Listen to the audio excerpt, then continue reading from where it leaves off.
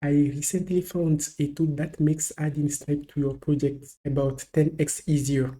Instead of spending hours building billing systems, everything comes down to just a few functions. Get or create customers, check to manage access, and track to keep track of usage and credits.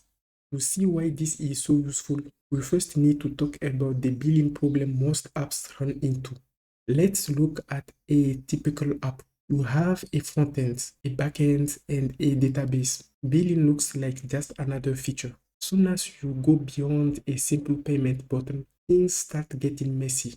You have plan upgrades and downgrades, the payments that need to match user access, webhook arriving in the wrong order, and a lot of edge cases. The problem is that this logic doesn't stay in one place. It's spread across your entire app.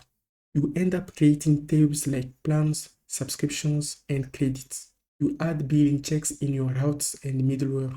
You build syncing logic between Stripe and your database. It becomes part of almost every piece of your code. Billing shouldn't be spread across your whole app. It should be a separate piece that you plug in when you need it. And that's what Autumn does. Instead of making you build and maintain all of this yourself, it gives you a billing layer that sits between your app and Stripe, so you can focus on building your product instead of building systems. To set it up, we'll start by heading over to the docs and opening the configuration page. If you like doing things with AI, you can use the CLI and define your billing setup as code. And if you would rather do everything yourself, you can use the dashboard instead. For this video, we are going to use the CLI. First, I'm going to run these following commands. But before that, we are going to grab our API key. For that, we need to open the dashboards and create a secret key. Then you can copy it and use it here like that. After that, we can run the init commands. Since we set our API key, we do not need to authenticate again. Now we can initialize our sandbox by starting from scratch. This is going to create autumn.config.ts file, and here we can set up our billing as code. For that, I'm going to paste the code below. Here we have a messages features and below a free plan which is automatically enabled for first-time users. The free plan gives access to the user 5 messages and resets each month. For the pro plan, the price is $20 and the user has access to 100 messages. Now we are going to push this config to our sandbox environment. For that, I'm going to run npx autumn push. And here we can see that our features and plans are created. To verify it, I'm going to open our dashboard and then open the plans page. We can see our free and pro plan. In the features section, we can see our messages feature. The next step is to add an API key, which we did already. Then we need to install Autumn.js. We are actually going to stop there and use the API directly. For that, we need to open the API reference. When someone signs up for your application, you need to give them a user ID.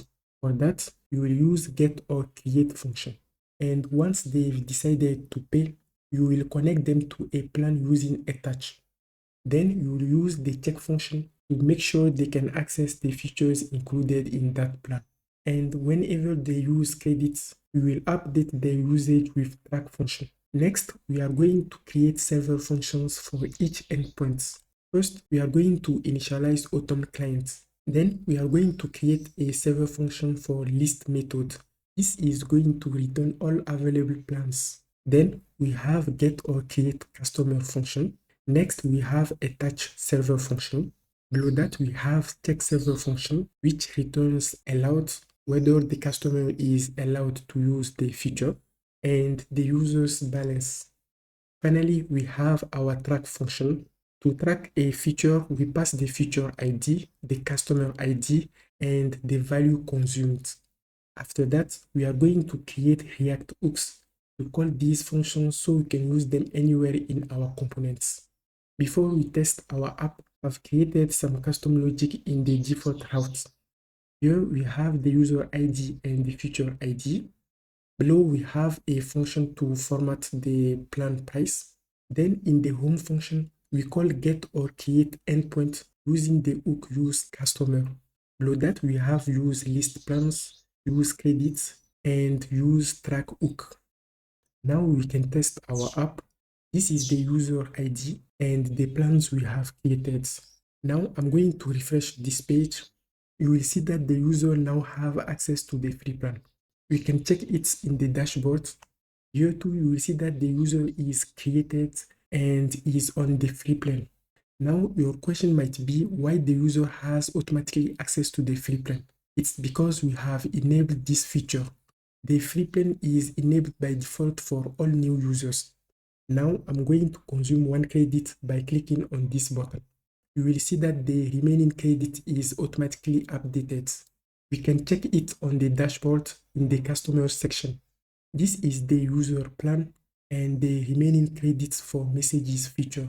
Now I'm going to switch to the pro plan. I have been redirected to the Stripe checkout page. After the payment, the user is now on the pro plan and the credit have been reset. And if we check again on the dashboards, we'll see that the new plan is pro. So this is all it takes to set up a billing in your next project.